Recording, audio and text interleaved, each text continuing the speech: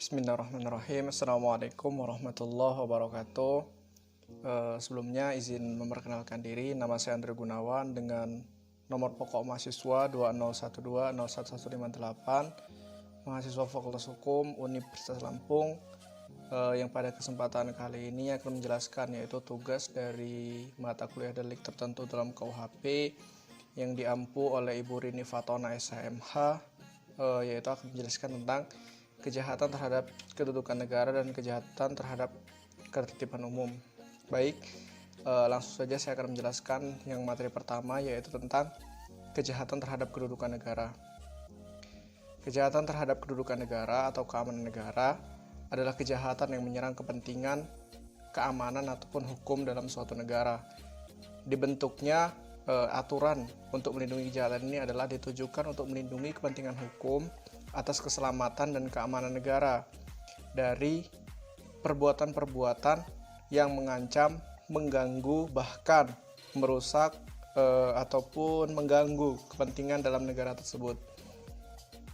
Dari hal di atas dapat kita ketahui, ada ketertiban umum yang harus dilindungi dalam aturan tentang kejahatan terhadap keamanan negara, yaitu yang pertama, keamanan terhadap kepala negara. Selanjutnya adalah keamanan untuk wilayah negara, dan selanjutnya adalah keamanan bentuk pemerintahan. Untuk lebih jelasnya, berikut pokok-pokok yang menjadi bahasan dalam kejahatan terhadap keamanan negara, yaitu yang pertama, contoh kasus dari kejahatan terhadap kedudukan negara adalah yang pertama, makar terhadap kepala negara. Yang kedua yaitu makar untuk menaklukkan Indonesia di bawah kekuasaan asing. Kemudian selanjutnya makar untuk menggulingkan pemerintah. Yang selanjutnya adalah pemberontakan dalam suatu negara. Kemudian pemufakatan jahat. Kemudian berhubungan dengan negara asing. Pengedaran surat-surat rahasia. Kemudian memasuki bangunan pertahanan negara. Pengkhianatan diplomatik. Menjadi mata-mata musuh. Penipuan penyerahan barang keperluan negara.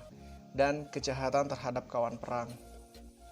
Dalam unsur-unsur tindak kejahatan terhadap kedudukan negara, saya di sini mengambil salah satu pasal, yaitu pasal 104 KUHP, yang dimana pasal tersebut berkaitan dengan tindak pidana kejahatan terhadap kedudukan negara terkhusus terhadap kepala negara, yaitu makar terhadap kepala negara.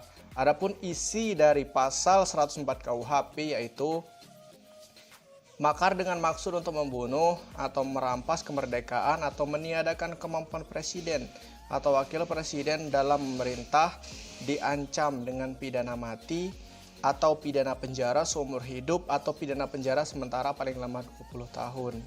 Adapun unsur-unsur yang terdapat di dalam pasal 104 KUHP ini adalah yang pertama, makar dengan maksud untuk membunuh. Nah, jadi tindak pidana, unsur-unsur tindak pidana yang terpenuhi yaitu ketika melakukan makar terhadap kepala negara dengan tujuan membunuh, merampas kemerdekaan atau meniadakan kemampuan presiden, maka tindak pidana yang diberikan terhadap pelaku kejahatan adalah diancam dengan pidana mati atau pidana penjara seumur hidup atau pidana penjara sementara paling lama 20 tahun.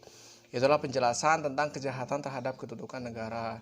Adapun yang selanjutnya atau yang kedua adalah kejahatan terhadap ketertiban umum. Yang apa sih yang dimaksud dengan kejahatan ketertiban umum tersebut?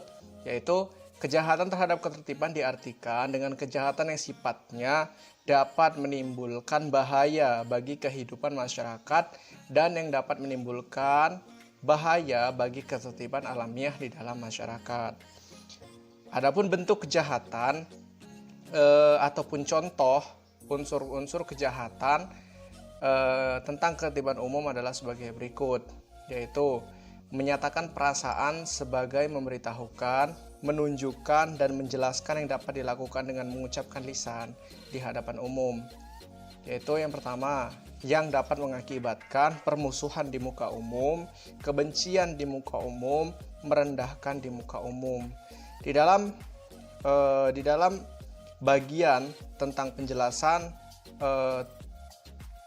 kejahatan terhadap ketertiban umum ini, saya mengambil salah satu contoh, yaitu di dalam pasal 156 huruf A KUHP, yang dimana di dalam pasal tersebut menyatakan dipidana dengan pidana penjara selama-lamanya 5 tahun, yaitu barang siapa dengan sengaja di muka umum mengeluarkan perasaan atau melakukan perbuatan, yaitu di dalam poin yang A, yang pada pokoknya bersifat permusuhan, penyalahgunaan, ataupun penodaan terhadap suatu agama yang dianut di Indonesia.